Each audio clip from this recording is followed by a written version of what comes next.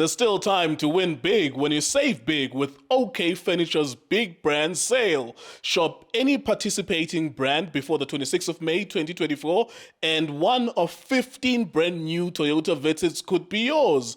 Browse our latest catalog and shop these deals in store or online until the 1st of May 2024. T's and C's apply. iDiskiTV powered by World Sports Betting at iDiskiTimes.co.za. Mamelodi Sundowns are out of the CAF Champions League.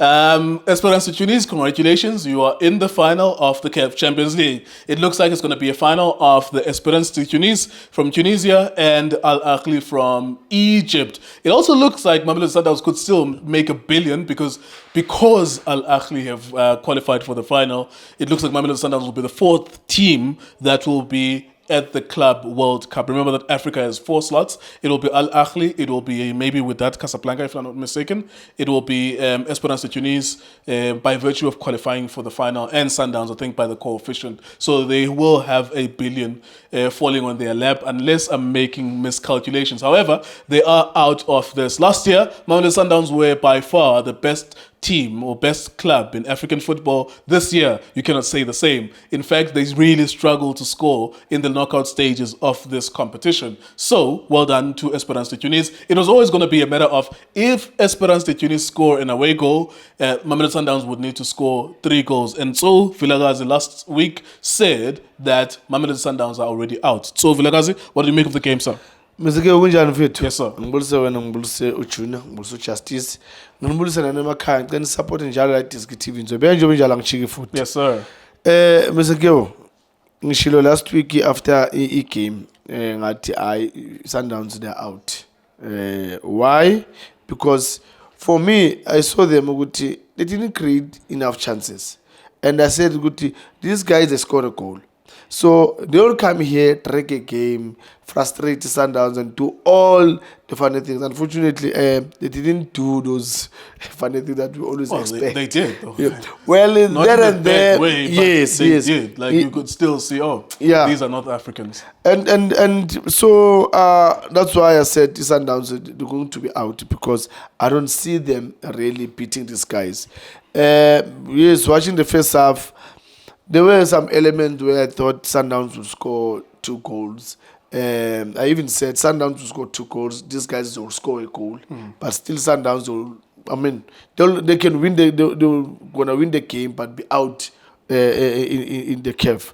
And unfortunately, it happens that these guys they scored. Sundowns nowhere to be seen. Yes, there were chances that were created, but Mr. Geo, you know, I remember Coach Pizzo used to say, I love playing good football.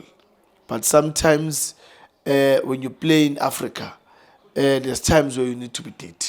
You can't be nice all the time. So I hope Urulane will learn, Oguti, you can't compare Africa and overseas.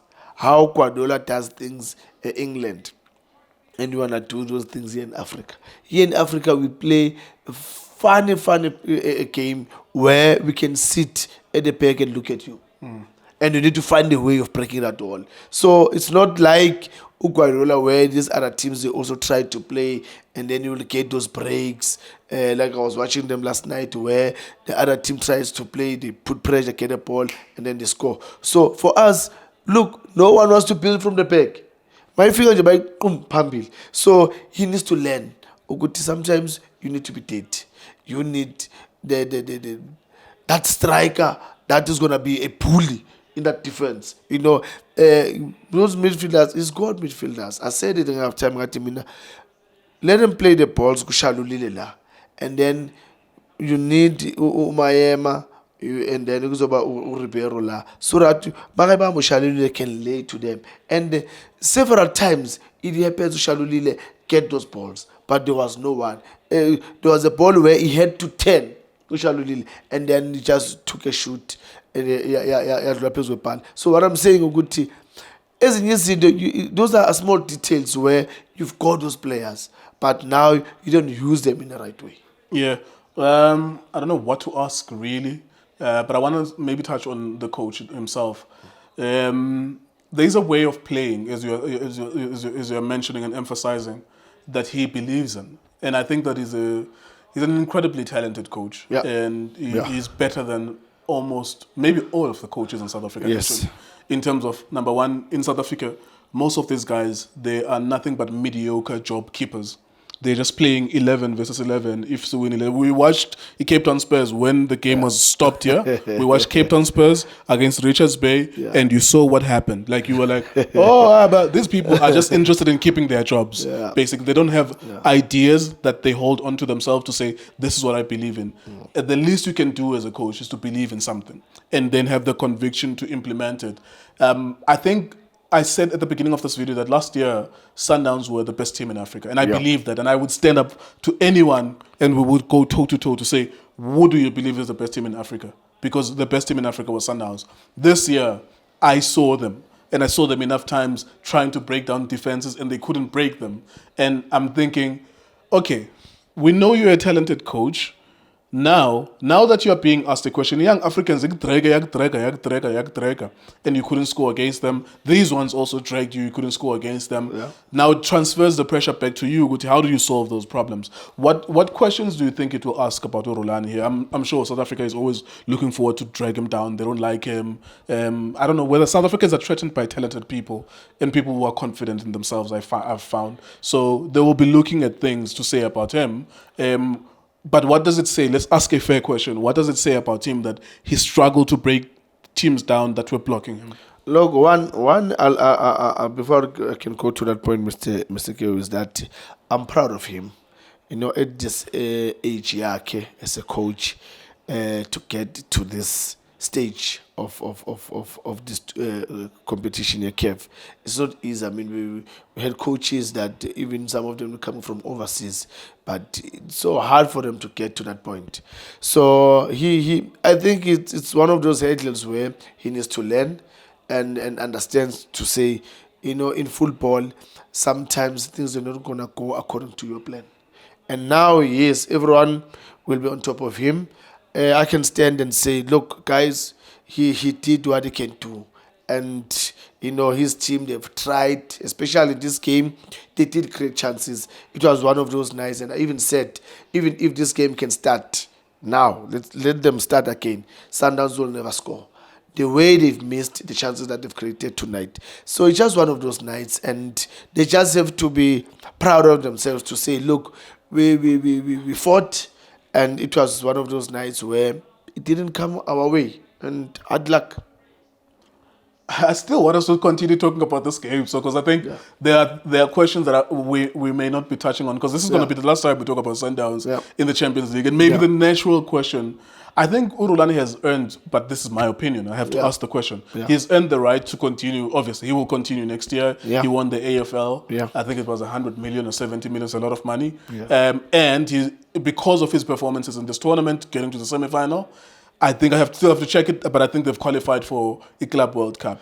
So that means he's won this team R1 billion. You know, so he's earned the right to continue, but some people will say he mustn't continue. No. For me, Mr. Kewo, you know, if you want to be a best coach, you need to play against the best coaches. And if you want to be a best team, you need to play against the best teams in your continent and then you can face overseas. For me, he has shown that he can do it. You know, the only advantage that he's got is that he still has he's got an age on his side, and he still has to go and learn. And I mean, look at our coach Pizzo, they've won it, but not to the age there. Not in his 30s. Yeah, never. So it tells you, for me, I see a bright future for him and a bright future for Sundowns. So you think he will continue to be there? Yeah, if I was chairman Lapana Sundowns, I was still gonna say to him, go back, do it again.